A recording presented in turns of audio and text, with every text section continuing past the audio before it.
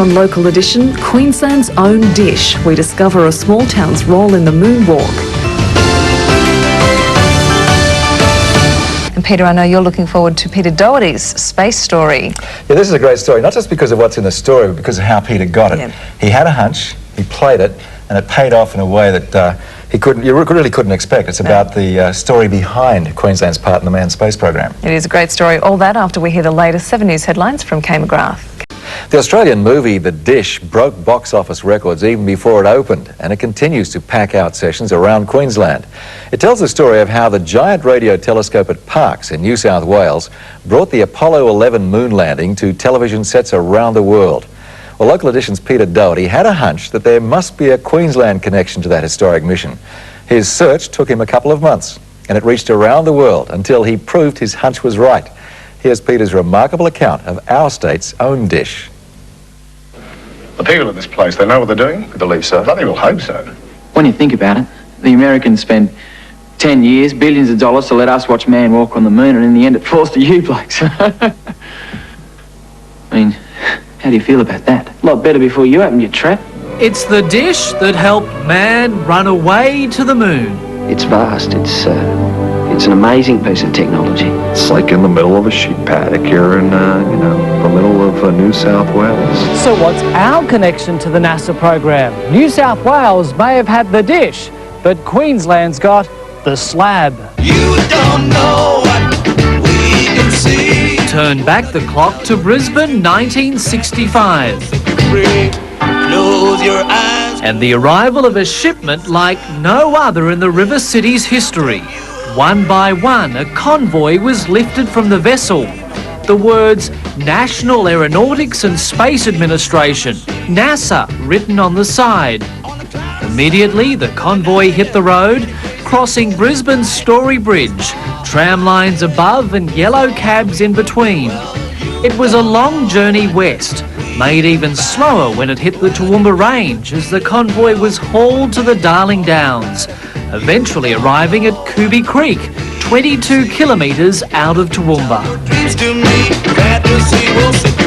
The Yanks had brought every last nut and bolt, and within days, Queensland was part of the space race. I mean, a lot of people were very suspicious about what we were doing out there. These Americans came and set up camp out there and had guards on the gate. You know, what is going on?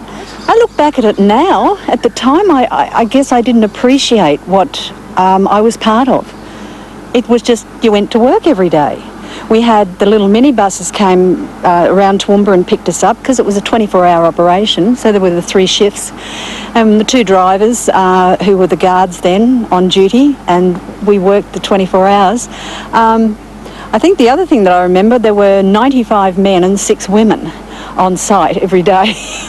Carol was employed as a secretary, but she and the rest of the staff had a fascinating insight into man's journey to the moon. I mean, I sat through one of the moon shots and we were constantly watching them, and we would watch them clean their teeth and things like this, and we were able to speak to them and say, well, you know, how do you do this? And they said, well, look, we'll show you how we make a cake.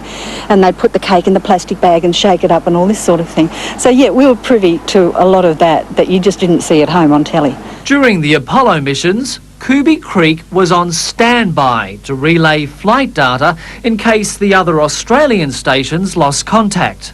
You've lost Apollo 11. Yeah. Southern Hemisphere's prime receiving station has no idea where Apollo 11 is. Yeah, it's on its way to the moon. But they found it again. Cooby was not needed. Regardless, its main purpose was to help NASA perfect a system of communication satellites, learning how to send television pictures and telephone calls around the world. When we did the first telephone hookup via satellite, and the governor came up from Brisbane, and he was to pick up the phone and speak for the first time via satellite. And we'd been all morning taking it in turns to chat to the guys in Houston to keep them on the line, so when the governor got there, they'd be there. In fact, the first colour television pictures to arrive live in Australia came through Cooby Creek, the site originally chosen because it was shielded from Brisbane's radio interference by the Toowoomba Range. But by 1970, the project was over. This is where everybody drove in, of course, There was a lot of demountable sheds, demountable accommodation here and offices, and you can still see there's some of the pads here. Peter Taylor bought the site a few years ago to build a weekender. The history almost never survived. And we thought to ourselves, well, it's not very nice having all this bitumen and cement here. We might have to get rid of it before we build. And after getting a lot of the information and the history, I'm sure we certainly won't be moving this concrete pad where the dish was, maybe some of the bitumen, but since we built the cottage over here, we're well away from it, and we can keep the history. But it's been interesting finding out all the information. It's probably more history about it than we really know. The rock unveiled the day Cooby opened still stands, but not the plaque shown in the photographs. We eventually found it in a Toowoomba City Council storeroom. Peter wouldn't mind it back. Everybody that passes here going to the local dam fishing or picnicking can stop and have a look and see what it was all about. Definitely a lot of history here. History of Queensland's only space roll. Not that the technology was always used for science. I went in there one day and there was nobody in the room, I knew that. And this voice said, "Hey, how short are miniskirts in Australia?" I said, "Pardon?" And I looked around and I knew there was no one in that room. And then when I looked up, I saw this guy on the television. And I said, "You for real?" And he said, "Yeah." And I said, "Where are you?" And he said, "Houston." And I had to stand up on a chair to show them how short miniskirts were in Australia. And he promised me that they were shorter than in America. What an amazing